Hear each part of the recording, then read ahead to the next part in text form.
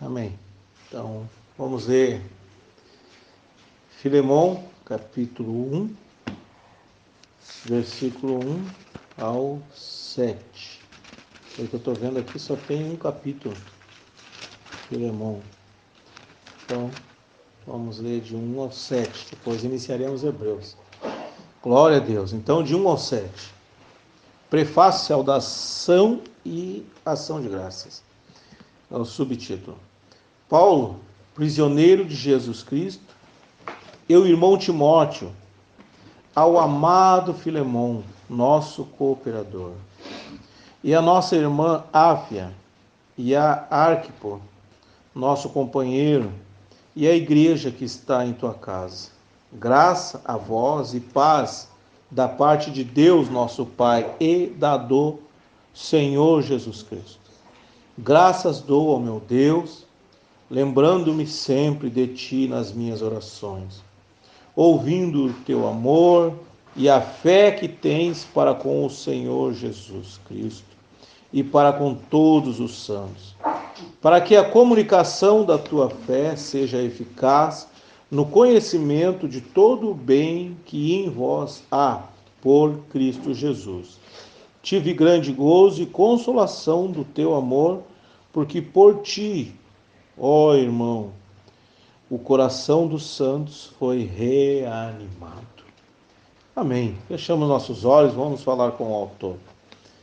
Altíssimo Deus, soberano Pai, esta é a sua palavra, Senhor, que novamente lemos.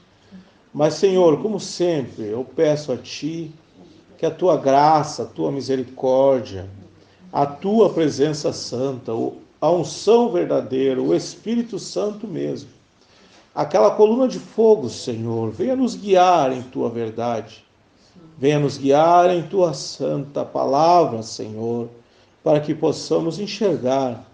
Meu Deus, não deixa nós termos interpretação normal, interpretação humana, mas que sejamos guiados por Ti, para a glória do Teu nome, Senhor, para que essa palavra nos alimente e entre em nossas vidas, Senhor, porque a Tua palavra é a maior riqueza, o maior poder que há, que é disponibilizado para a raça humana. Então, Senhor, eu já te agradeço, papai querido, pelo seu grande amor e peço que o Senhor venha falar conosco, nos alimentando de Ti. Eu peço isso em nome do Senhor Jesus Cristo. Amém. Glória a Deus. Irmãos, podem assentar-se. Aleluia. Glória a Deus. Que coisa tremenda. Amém. Quando Paulo diz prisioneiro de Jesus Cristo. Paulo, o apóstolo que Deus separou para trazer a palavra ao povo gentil. Ele é um hebreu com dupla nacionalidade, ou seja, dupla cidadania. Ele tanto é hebreu como, ou israelita, como também é romano. Então, por quê? Porque ele estudou com o romano, ele estudou a ciência, ele estudou a sabedoria daquele tempo, e então ele teve dupla nacionalidade. Então, Paulo foi separado por Deus para trazer uma mensagem a nós, povo gentil. Amém. Só que essa mensagem de Paulo tem 7 tempos que ela seria dada, essa mensagem. Se daria durante 7 eras. E Paulo é a primeira era, o anjo da igreja de Éfeso. Amém? Então começou ali, Paulo pregando a palavra aos gentios. Então 7 espíritos que vêm à terra, 7 espíritos que vêm para falar, amém, para a testemunha de Jesus Cristo. Por isso ele diz, ser-me-eis minhas testemunhas. E Paulo então é o primeiro, é os 5 pães e os 2 peixinhos. O primeiro, um anjo, amém, um profeta, primeiro, peixe, comida forte. Os outros 5, reformadores, pão, alimento, mas não tem a substância, embora fosse a palavra de Deus, mas não tem a substância da carne, do peixe, comida forte, que é alimento profético. Então Paulo, amém, o primeiro peixe. E agora, por que de 5 pães e 2 peixes eu estou colocando um peixe no começo e outro peixe no final? Não sou eu que estou colocando, é a palavra. Porque ele diz, os primeiros serão os últimos e os últimos serão os primeiros, é a palavra. Assim como foi no começo, tem que ser no final. Então essa palavra que saiu ao povo gentil no começo, ela tem que encerrar da mesma maneira, ou seja, um profeta, outra vez trazendo a palavra de Deus. E Deus trouxe um profeta. E esse profeta foi, além da cortina do tempo, Deus o chamou, além da cortina do tempo, e ele, quando chega lá, ele vê algumas pessoas, né, jovens, e essas pessoas, ele pergunta para o anjo que está com ele, as pessoas, os que Paulo pregou, os convertidos de Paulo, vêm para este lugar? Aí foi respondido a ele, sim, eles vêm. Aí ele disse, então, os que eu preguei também virão para cá, porque eu só preguei o que Paulo pregou.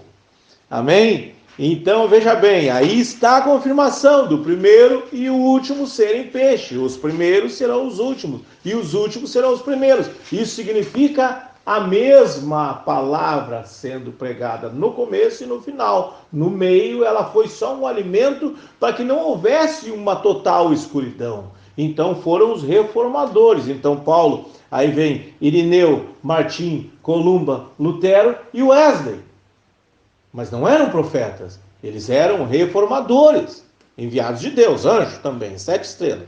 E então referencia-se ali os 5 pães, mas tem os 2 peixinhos. Então o primeiro peixe é Paulo, e o último peixe é o profeta Elias para esse tempo. Em Apocalipse 17, em Lucas, em Mateus 17:11, está falando sobre esse enviado, que antes, amém, daqueles dias viria o profeta Elias. Amém? Elias virá primeiro e restaurará, significa voltando àquela pregação de Paulo. Então, o que nós estamos ouvindo hoje, nós estamos ouvindo, amém, meditando sobre a ótica ou a visão de um profeta. Por isso que nós conseguimos enxergar além, como os de Paulo. Por isso Paulo disse, prisioneiro de Jesus Cristo. Por quê? Porque o começo foi estrutural.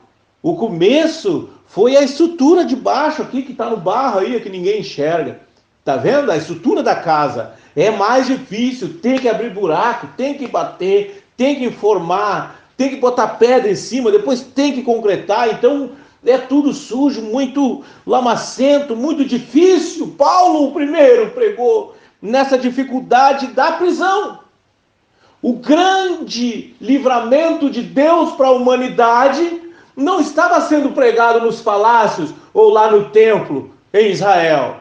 O grande livramento de Deus para a humanidade, o povo gentil, estava sendo pregado da prisão. Está vendo?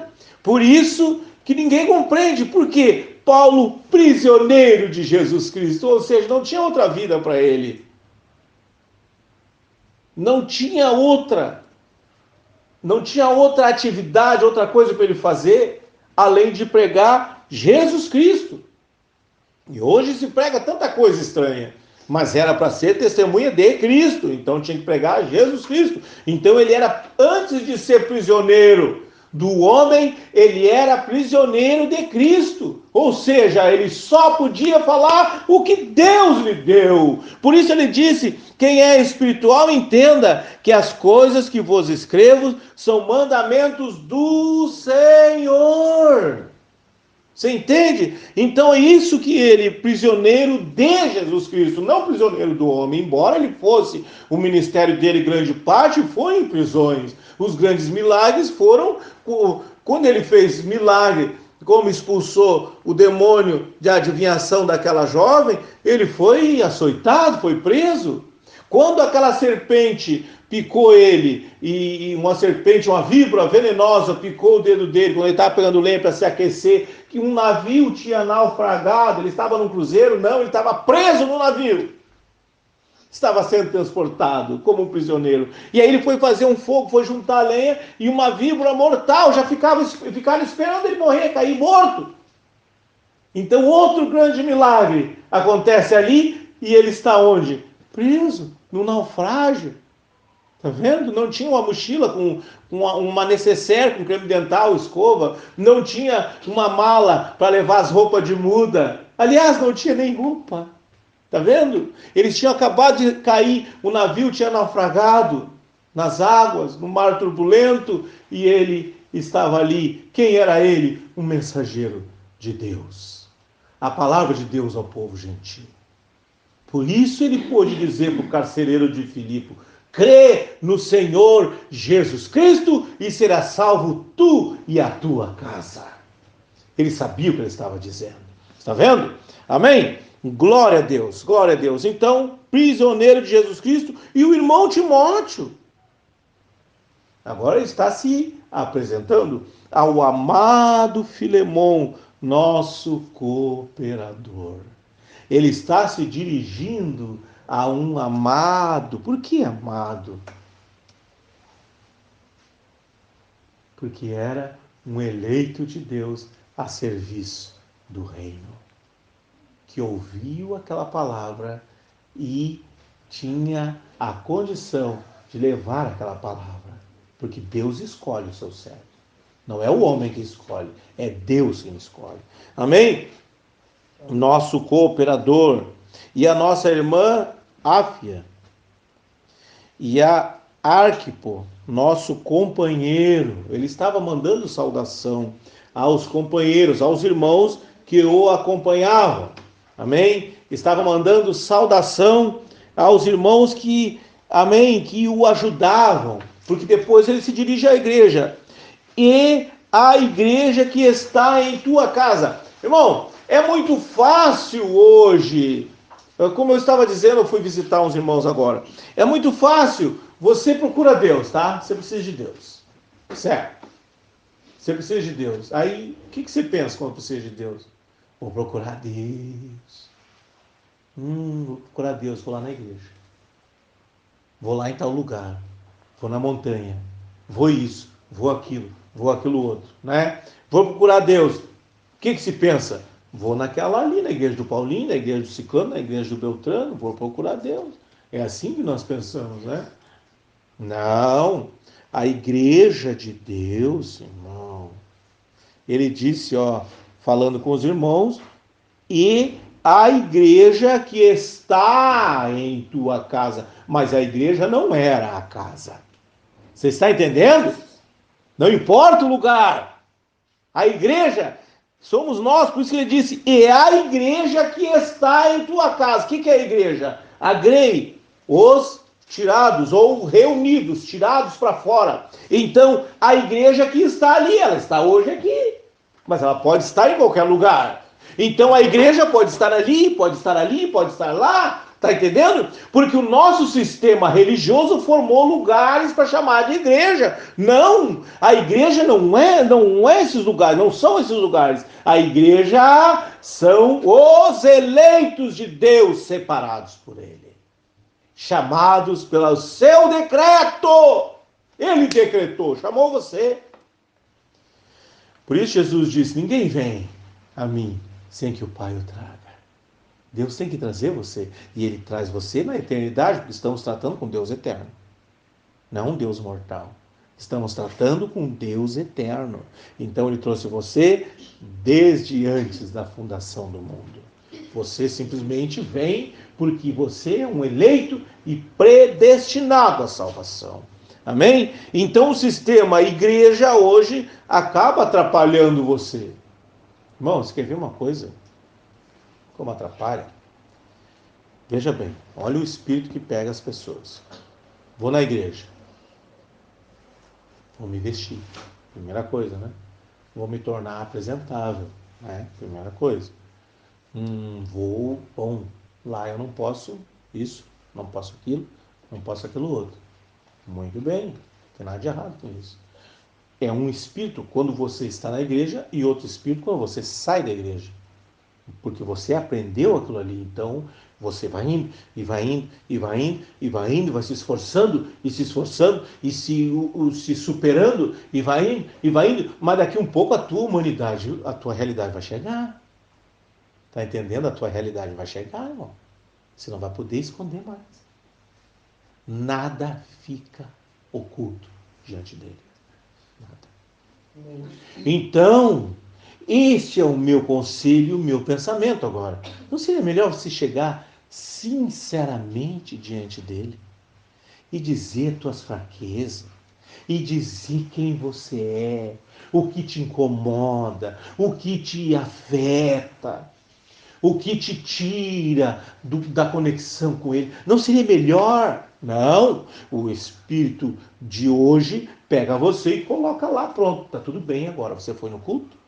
Você se vestiu como deve?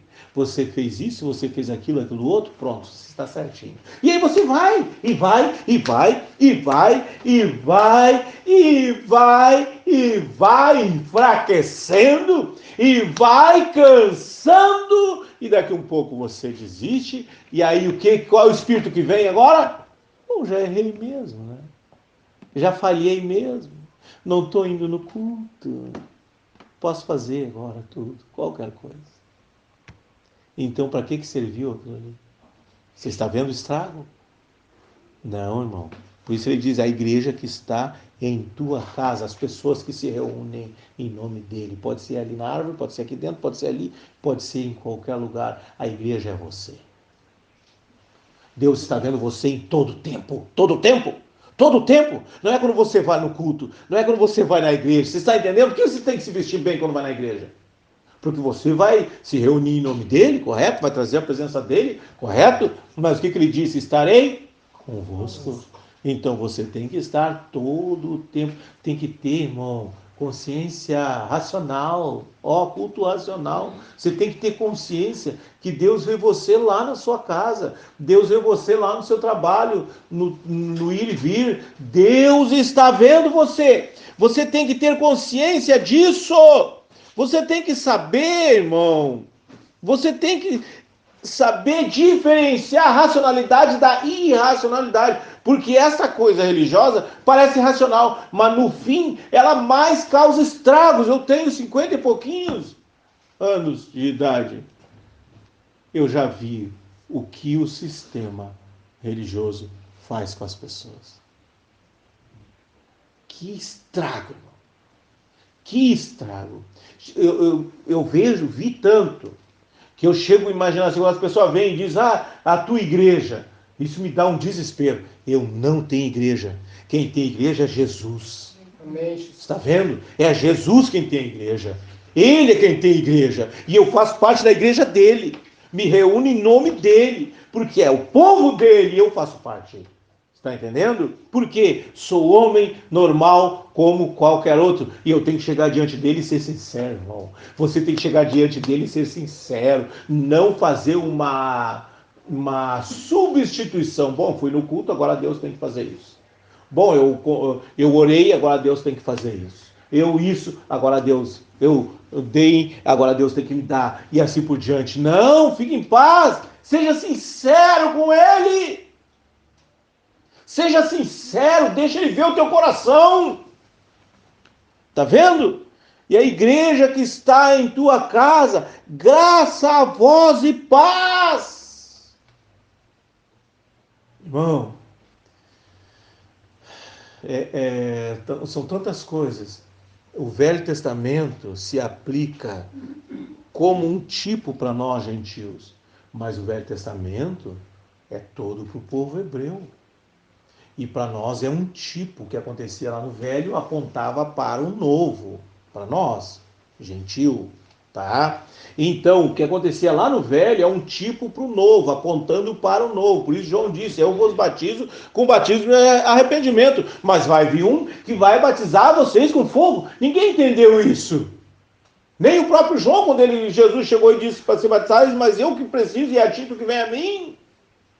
Esse batismo com fogo é em nome dele. Foi o que Pedro deu a receita.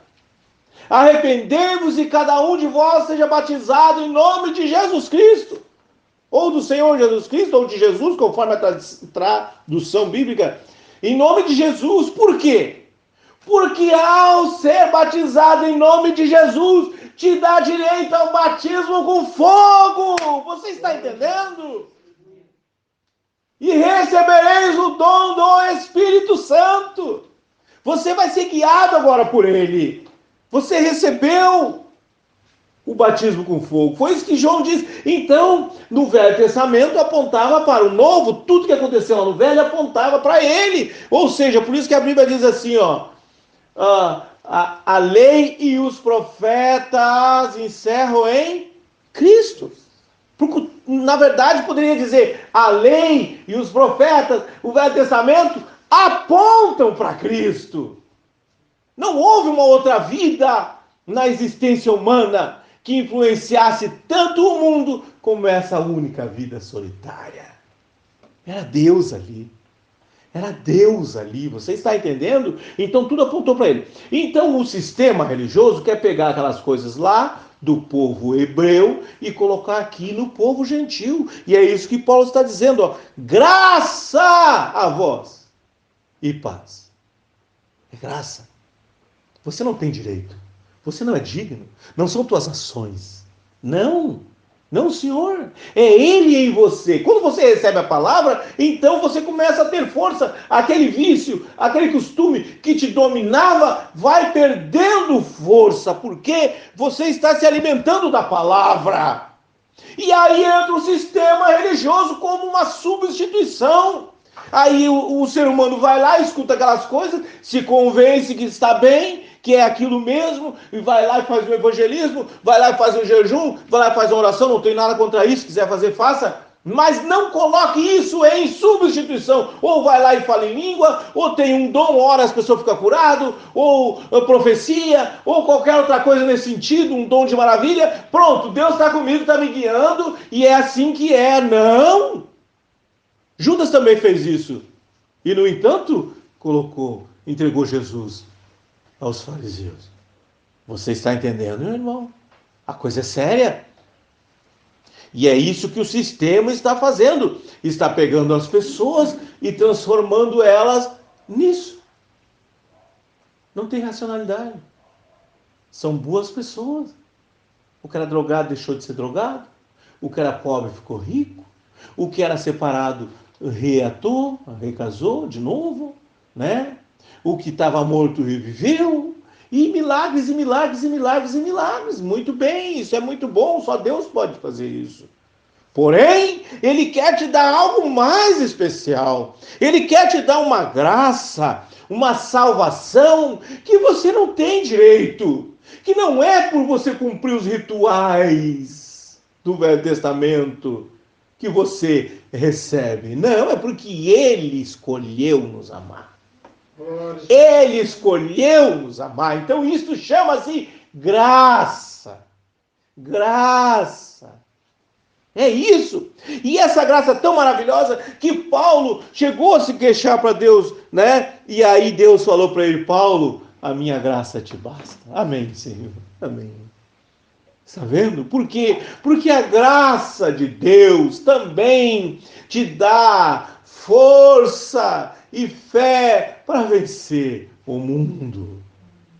Essa graça te trará uma paz que o mundo não pode dar. Escute bem, irmão, o mundo, as organizações, nos anos 50, metade do século XX, início do século XX, dos anos 40 em diante, depois da Segunda Guerra Mundial, eles viram que o mundo vive de guerra, de violência, não adianta. Dos anos do século XIX, 1800 e pouco, a 1945 mesmo, falando. Aqui foi 1835 a 1845, a farroupilha, e guerra pelo mundo afora, culminou na Primeira Grande Guerra e na Segunda Grande Guerra, quando eles lançaram as bombas em Hiroshima, nas cidades de Hiroshima e Nagasaki. Então aquelas bombas estão matando gente até hoje. Então eles viram que é uma coisa muito terrível. E tão terrível, que eles pararam de produzir. Não, o homem gosta de guerra. A bomba atômica lá está matando gente até hoje, de tão terrível que foi naquelas duas cidades. Pois é, hoje eles têm ogiva que aquelas bombas parecem bombinha de criança, perto das bombas que eles têm hoje. Eles têm bomba em 85, Reagan 86 e Gorbachev, eles tinham bomba no mundo para destruir a Terra várias vezes. Já pensou? Que loucura isso aí, para que isso? Porque esse é o desejo do homem, guerra, guerra, guerra, vencer. Esse aqui é mais fraco, então eu vou cobrar dele. Esse aqui é mais fraco, então ele vai trabalhar para mim. Está entendendo o sistema? O sistema religioso é assim também. Um homem vem, abre uma igreja e 20 ou 30 pagam dízimo e ele fica bem de vida, não precisa trabalhar, fica tranquilo, não precisa fazer mais nada. Esse é o sistema. Então, cada sistema que abre aí, você não pensa que é para ganhar uma para o Senhor Jesus Cristo. Não pense isso, não. A Bíblia e conversa bíblica e os dons que as pessoas têm é exatamente o contrário, irmão. Me perdoe falar isso, mas essa é a verdade. Está entendendo? É exatamente o contrário. Por isso que eles pegam o Velho Testamento e fazem você pagar o dízimo. Você tem que pagar, você tem que pagar. Bota aquela pressão que tinha sobre Israel, sobre você. Mas você está na graça. Como assim? Não, você está na graça.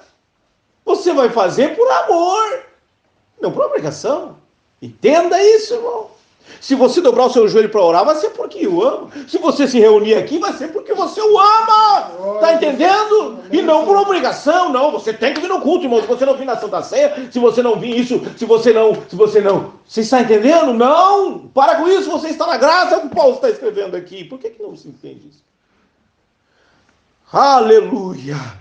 Então, como eu estava falando, o mundo antigo do século XIX, início, 1830 e pouco, 12, 17, e assim veio vindo essas revoluções de guerra e guerra, surgiram homens ricos a partir do século XX, início do século XX, que é 1900 da Grande Depressão Americana, 1929, ali, a Revolução Russa, 17, e assim por diante, surgiram homens muito ricos, que com esse sistema bélico viram que ganhava dinheiro, mas também se ganha dinheiro fazendo o agro, né? Fazendo a industrialização. Podia-se fazer mais carro. O Henry Ford inventou o carro em 1900 e pouco, né? E foram inventando coisas assim. O avião 14, eu acho que foi o 14 bis, né? O nosso Alberto Santos Dumont aqui, e assim por diante, foram fazendo invenções que não precisavam guerrear. Né? Então as grandes fundações do mundo, os grandes pensadores ricos, né, tanto os europeus como os aqui da América, começaram a pensar e fizeram grandes fundações de muito dinheiro, como o Henry Ford fez a Fundação Ford, 80% da sua riqueza, irmão. A família dele ficou com 20% de toda a riqueza. Eles morrem, eles nascem, vivem, morrem e não termina o dinheiro deles ainda, da descendência do Ford. Tá entendendo? No mundo, 20%. 80% ele fez essa fundação para procurar a paz no mundo. Então é dinheiro para tudo que você imaginar. Então aí começou as políticas do mundo, o sistema, a mudança. Por quê? Porque eles querem encontrar paz, porque o homem guerreia e não chega em lugar nenhum. Então eles começaram a entrar na cabeça das pessoas através da religião. Por que a religião aumentou para isso? Por que o sistema do mundo está aumentando essa coisa de eliminar com a família? Tem que terminar com a família, porque senão vai gerar mais gente, e tendo mais gente vai ter mais atrito, vai ter mais guerra. Nós precisamos de paz. Irmão, eles não sabem que fazem parte da Escritura, que diz assim, quando eles disserem, temos paz e segurança, lhes sobrevirá repentina destruição. Por quê? Porque isso é cumprimento das Escrituras. Os anjos com as pragas já foram enviados e Deus mandou o socorro. Paulo é o primeiro anjo dos 7 que viriam. 5, 2, 7. Paulo é o primeiro.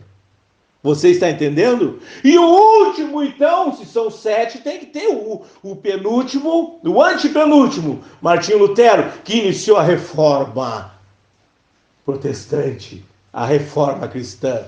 O penúltimo, John Wesley, que iniciou a espiritualidade que iniciou o contato com Deus, que iniciou a confiança no espiritual. Tem um nome para isso, não me lembro agora.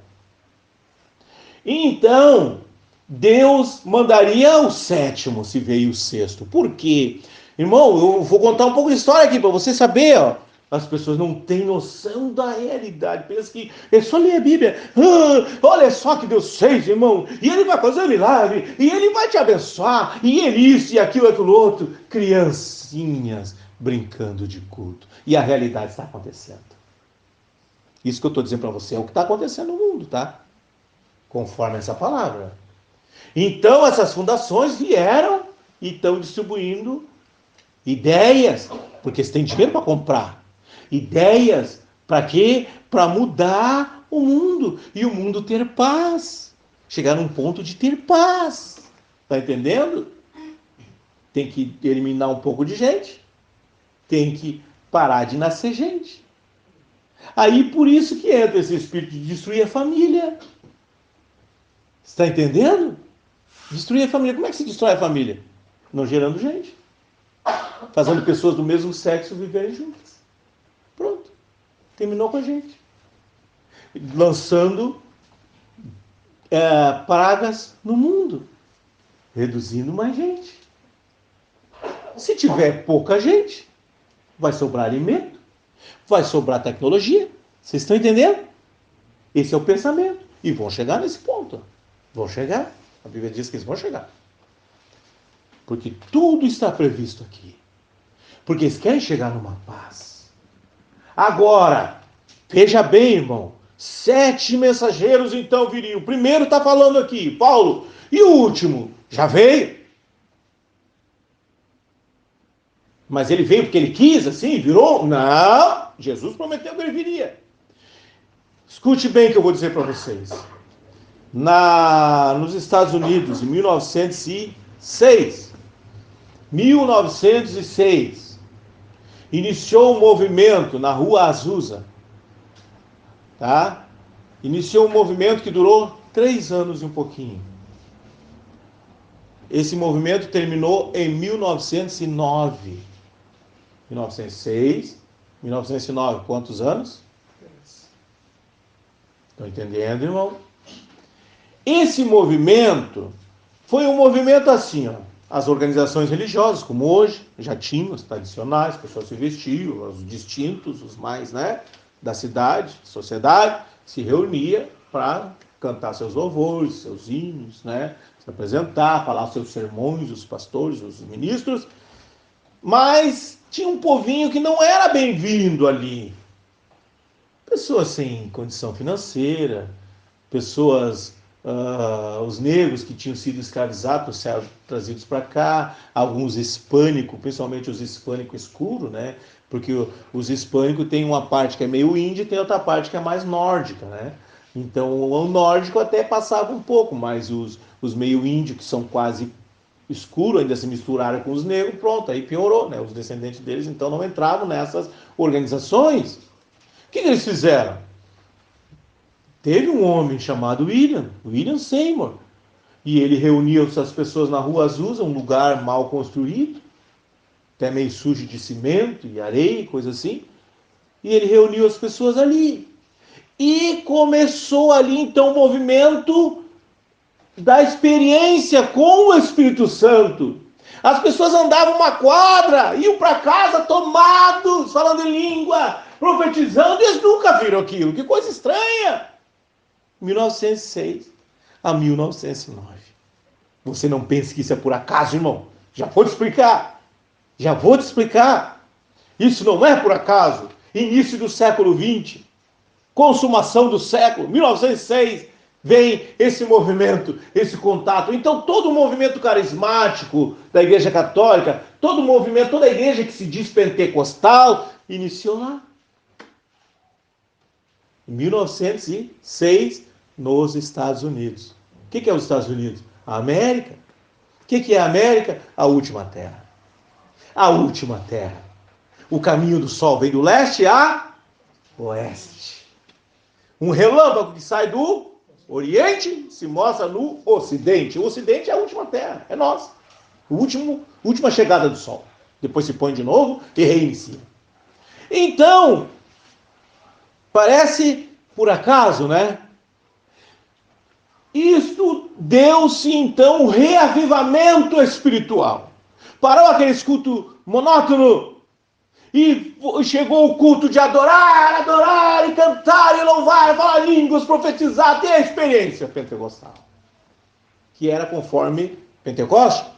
O que aconteceu lá na festa de Pentecoste, com os apóstolos, com os discípulos de Jesus, não com os que estavam na festa de Pentecoste. Embora mais de 3.000 foram batizados naquele dia.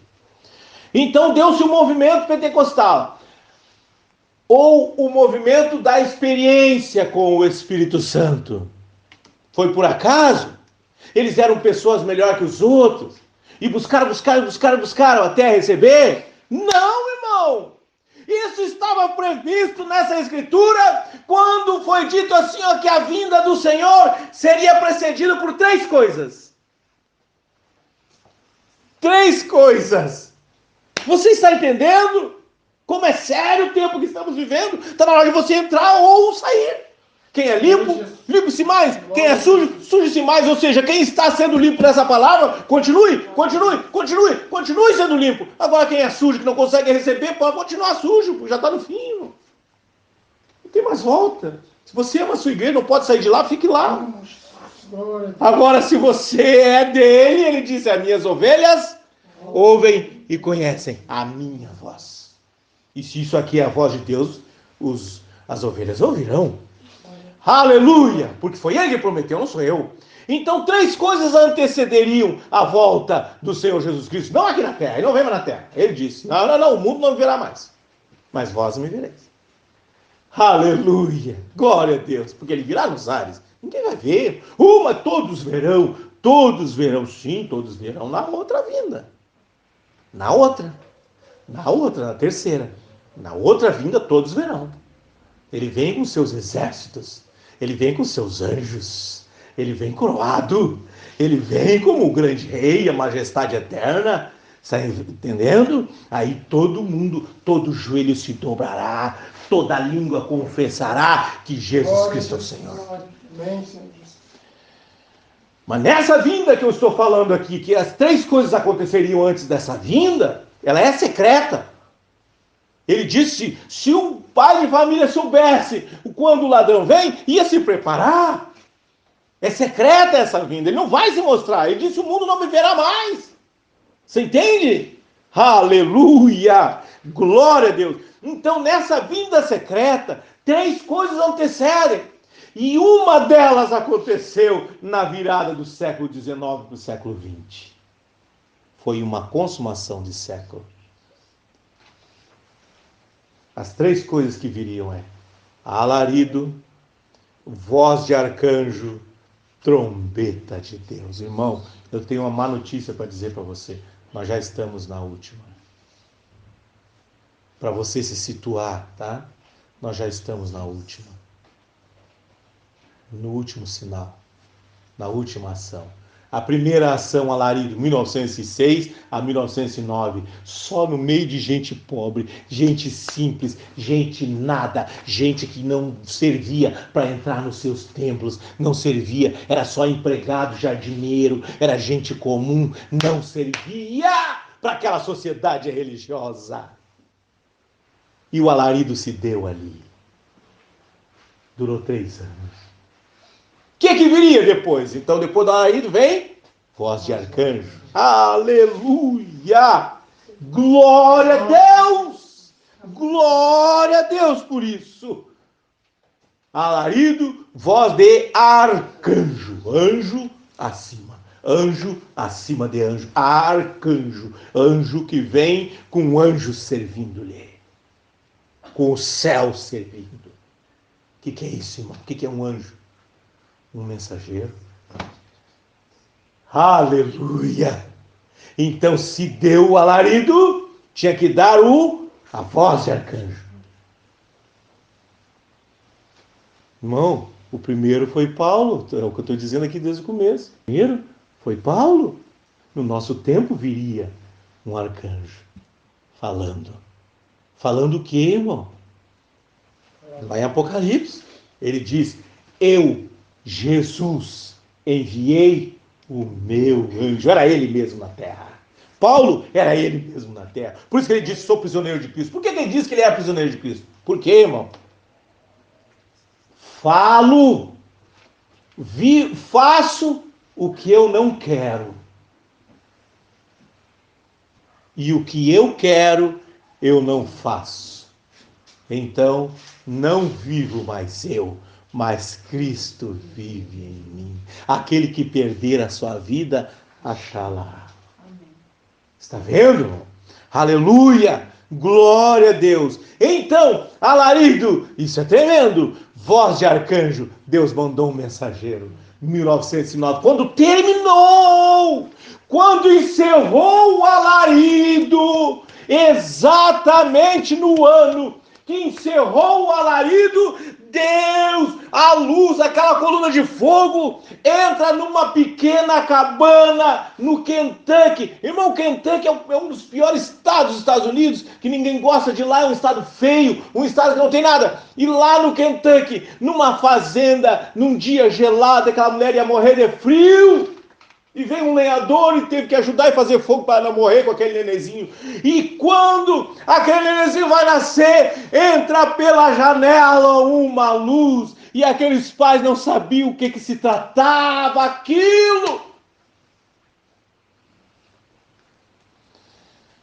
Aleluia. Terminando então o alarido, começa a voz de arcanjo. Nasce o profeta de Deus ali.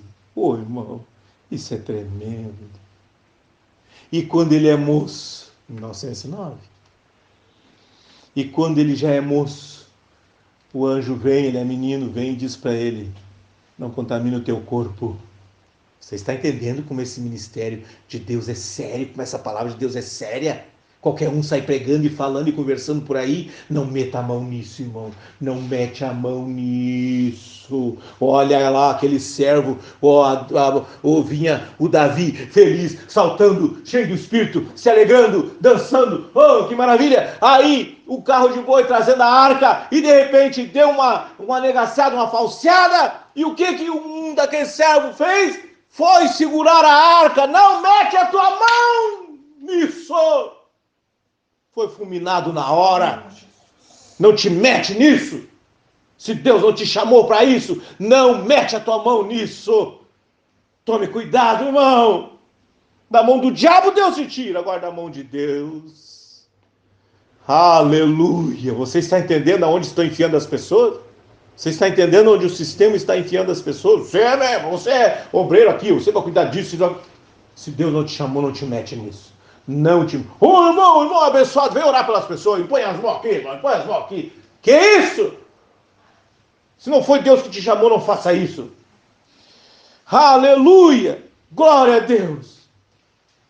Então, Deus disse para aquele moço: não contamine o teu corpo com bebida, com cigarro e com mulher. Você está entendendo? Uma coisa séria, não é de qualquer jeito que vem, não, meu amigo. Tome cuidado. Amém? Porque quando for mais velho, tem uma obra para te fazer, para Deus. O anjo falou para ele. E ele foi tomado, então, aí viveu sua vida naturalmente. Amém? E quando chega numa idade, Deus então vem e leva ele para fazer esse trabalho. E esse trabalho começou no Rio Ohio, exatamente no 3-3, ano 1933, no Rio Ohio. Ele foi fazer um batismo, irmão, o batismo conforme os apóstolos batizaram, ou seja, 1900 anos depois, porque quando Jesus... Escute isso, irmão! Pelo amor de Deus, povo de Deus! Os apóstolos fizeram aquele grande batismo em nome do Senhor Jesus Cristo no ano em que Jesus morreu, ou seja, dias depois que Jesus morreu, certo? Jesus, então, começou a contagem, até Jesus contava um tempo, aí zerou. Antes de Cristo, depois de Cristo. Então zerou. A partir da vida de Cristo, começou a contar. Então, em 30, Jesus começou seu ministério. Em 33, Jesus é crucificado. Então, logo depois da ressurreição, que eles nem tinham visto Jesus ainda, ou seja, no ano 33, você acha que isso é brincadeira, que foi por acaso, irmão? Deus é perfeito. No ano 33, os discípulos fazem aquele grande batismo em nome do Senhor Jesus Cristo, conforme Mateus, Marcos, Lucas e João estava ordenado.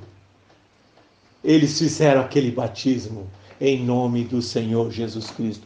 1900 anos exatos depois, Deus tem o seu arcanjo, traz o seu segundo sinal antes da sua vida, trazendo aquele batismo de novo em 1933. Exatamente 1900 anos antes.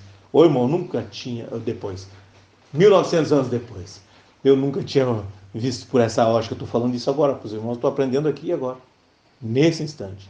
Então, 19 séculos depois, acontece o mesmo batismo que aconteceu lá com os discípulos. Então, alarido em 1906 a 1909, exatamente 3 anos, voz de arcanjo inicia. Mas tem mais, irmão, tem mais para que você saiba. Aleluia. Estou correndo aqui, o tempo está voando, pensei que ia ser muito tempo, e no fim o tempo está voando. Meu irmão, aleluia. Alarido, voz de arcanjo, já se deu, né? Já sabemos, então, você já identificou o alarido e a voz de arcanjo. Ele pregou de 33 a 1965.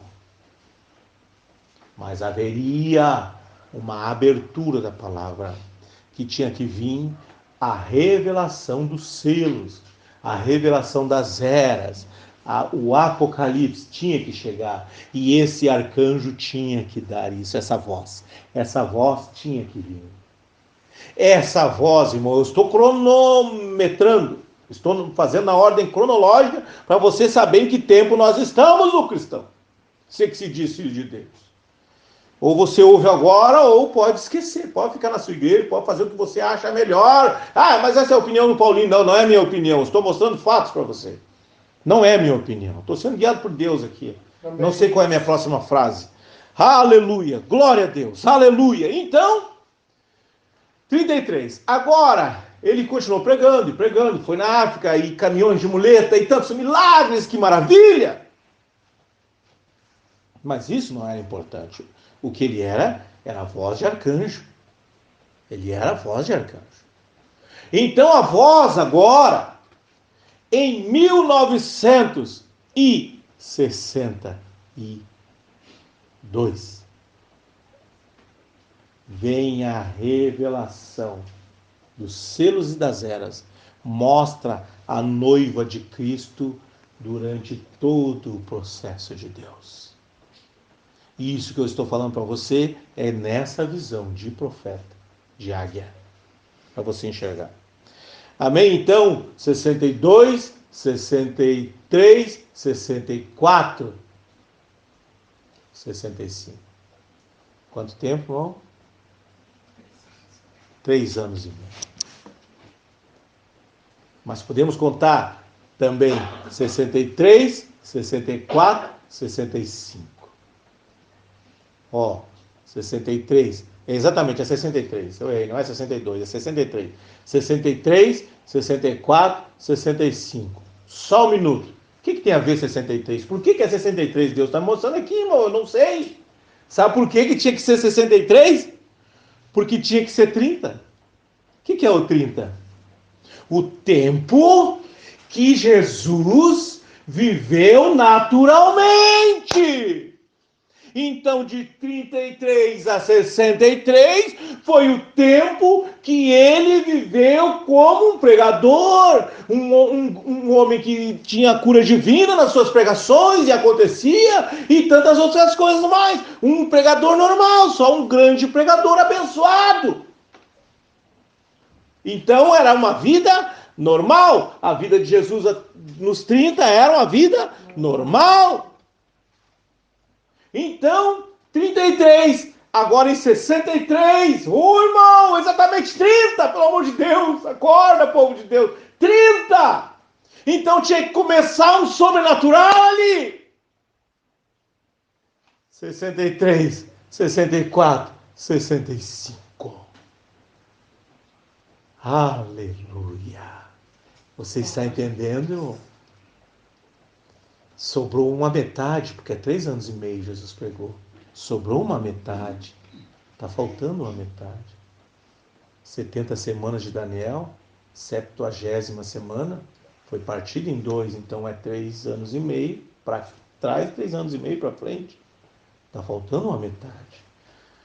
Aleluia! Uma metade desse 3 anos e meio, só pregou 3 anos.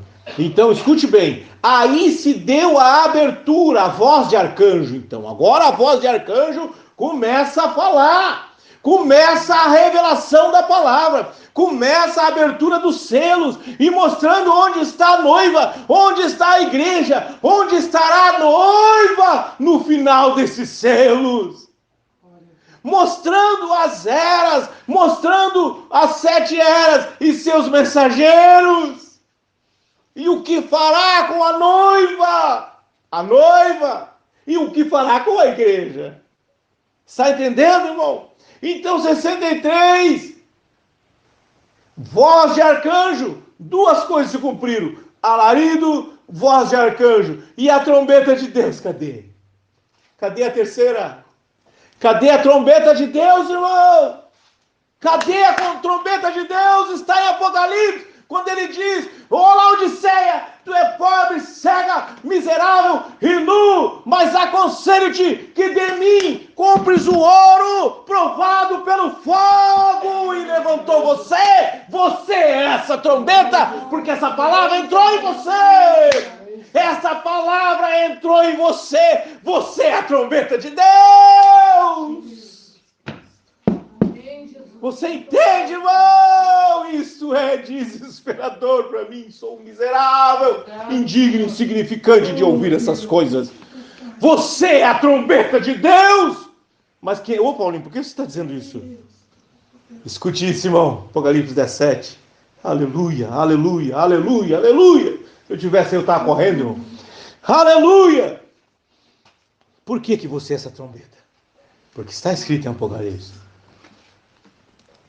Mas nos dias da voz do sétimo anjo, quando tocar a sua trombeta, se cumprirá o segredo de Deus. Qual é o segredo de Deus? Nem os anjos, nem filho, ninguém sabe.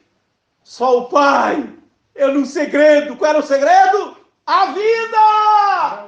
O segredo é a vida! E eu digo a você, Ele está aqui. Ele está aqui. Porque Ele prometeu que Ele estaria conosco. Ele está aqui agora mesmo. Enquanto o mundo religioso, enquanto a igreja estará clamando por Ele, Ele estará partindo com ela para casa. Aleluia! Aleluia! Está, irmão, a trombeta de Deus. Mas como começou a ter que encerrar? Como começou o primeiro anjo? Um pobre coitado, preso nas cadeias. Um ninguém, um Saulo, um nada, que poucos o receberiam. E como tinha que chegar agora os 3 sinais, alarido, um bando de empregadas domésticas, jardineiro, uns pobres coitados. Assim veio o alarido. Como teria que ser a voz de arcanjo? Um grande pregador nórdico europeu? Não! Um pobrezinho que não tinha estudo, não tinha nada! Irmão, ele não foi nem aceito para pregar nas igrejas. Ele não podia pregar. Porque ele pregava a palavra e não é aceito. Você está entendendo, irmão? Aleluia. E a trombeta de Deus, como vai ser? Do mesmo jeito, irmão. Pessoas simples, pessoas indignas, insignificantes. E eu dou graças a Deus por isso. Eu tenho uma chance de estar no projeto, o maior projeto da existência deste universo.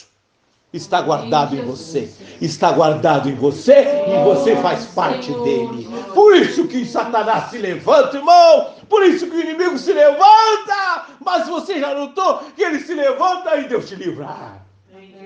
Ele se levanta e Deus te livra. Porque você é uma potência.